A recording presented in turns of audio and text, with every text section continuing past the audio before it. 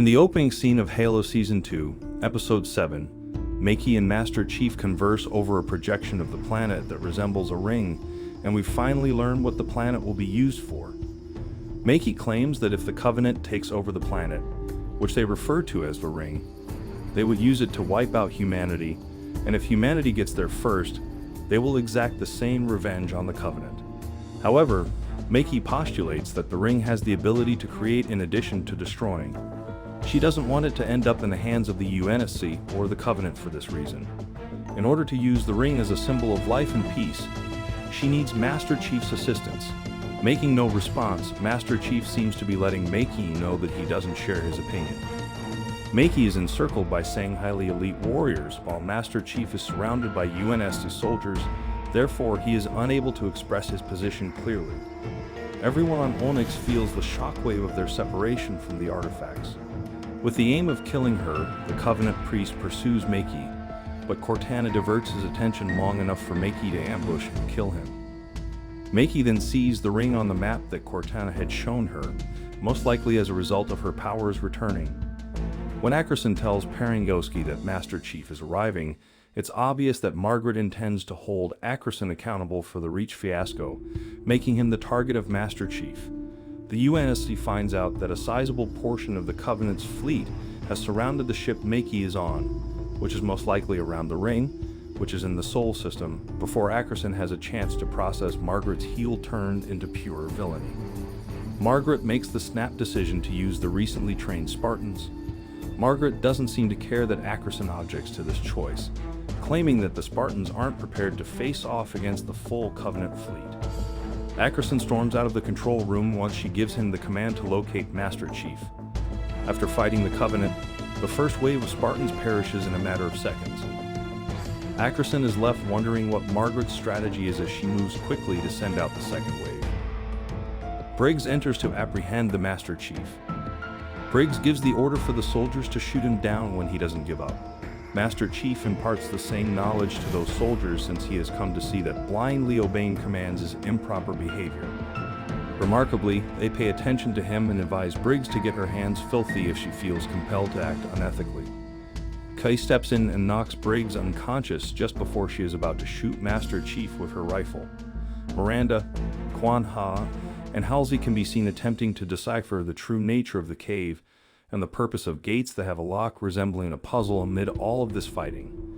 When Soren and Kai arrive to Thermopylae, they explain to Lara that the arena is basically a Spartan training program where they all went from being children to becoming Spartans. He claims that since Kessler will experience the same thing, they shouldn't step in and let their kid get hurt until he determines whether he is a loser or a fighter. Lara explains to Soren how crazy everything is and that he genuinely idolizes Halsey, which is why he wants Kessler to become into a Spartan rather than a regular person. He doesn't want to undo everything that Halsey has taught him, Lara says. This is an excellent method of putting things into perspective and demonstrating the mental corruption that can result from excessive macho and warmongering. Paris can be seen getting ready to confront the Covenant. She tries her best to calm down the soldier who she observes is acting agitatedly. Kai tries to defend her actions to Master Chief, but with Cortana's assistance, he continues to advance toward his suit. Halsey provides some details about the tests she carried out in the cave. It seems that she discovered extraterrestrial DNA, a cross between human and alien. She therefore needed assistance unlocking the doors from someone with a similar DNA structure. That's why she began, to use Quan Ha's words accurately, gathering children from all throughout the galaxy, experimenting on them, and training them to be the key that would open these gates. Sadly, Halsey's wishes for the outcome were not fulfilled. They must therefore follow the traditional path and solve the surrounding puzzles in order to unlock the gates. One of the puzzle's buttons glows as Quan Ha touches it, suggesting that she possesses the traces of hybrid DNA that Halsey has been looking for. Perhaps this explains why she keeps seeing that elderly woman. Perhaps she is descended from the species that constructed these gates. How did this hybrid DNA species spread over the galaxy? Intergalactic travel and sexual relations are the answers, so I don't believe that's a big mystery. In their brief discussion about Jacob Keyes, Halsey and Miranda witness Miranda's mature acceptance of his death. A holograph of the stars in space appears before their eyes when Quan Ha takes one of the beads out of the puzzle. Quan Ha concludes that, contrary to Miranda and Halsey's belief that it is a star chart, it is actually a clock. By arranging the dots on the holograph in accordance with her feelings, likely a psychic link to the cave and its builders, she opens the gate and leads them to a bridge that spans a sort of chamber. It should be noted that certain games feature tasks that involve solving puzzles. Thus, the entire storyline of Miranda, Halsey, and Quan Ha in this episode seems to be a tribute to it. Ackerson is also attempting to unravel Margaret's thoughts. Thus, he is sort of on a puzzle-solving mission. The simulation that the Spartans rehearse on the Spike is meant to deactivate a Covenant ship, but when he runs it, it really creates an unimaginable explosion that would destroy everything nearby, including the UNSC, the Ring, and the Covenant. In other words, if the humans are unable to obtain the Ring, Margaret will not only prevent the Covenant from obtaining the Ring, but will also put an end to the Ring's existence. When Ackerson makes the decision to follow through on it, Kai and Master Chief corner him, and the latter nearly chokes him to death. He succeeds in telling the two Spartans what he knows, but Master Chief only wants his suit and is unwilling to believe him. Kai and Master Chief have a brief discussion about Vanak when they arrive in the room containing the Spartan suits.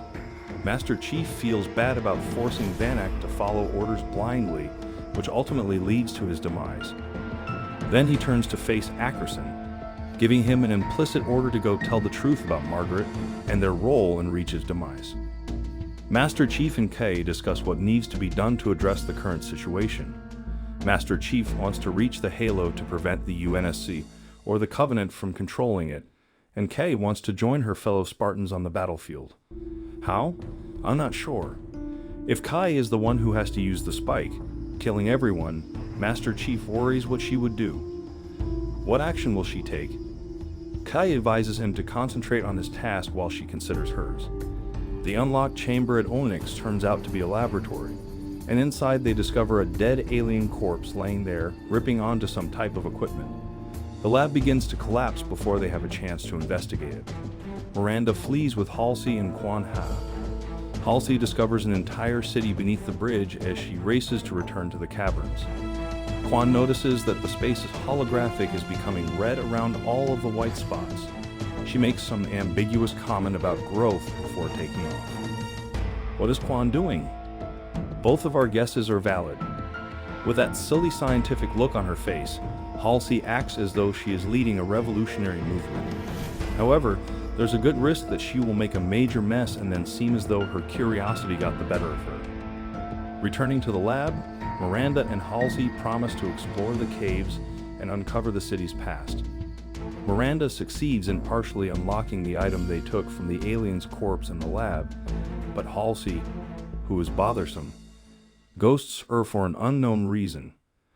Makee chooses to mark herself with the insignia that the Arbiter wears on himself to demonstrate their connection and shared goal of capturing the Ring as the fleet launches their attack on her ship, and she notices that he is still standing next to her.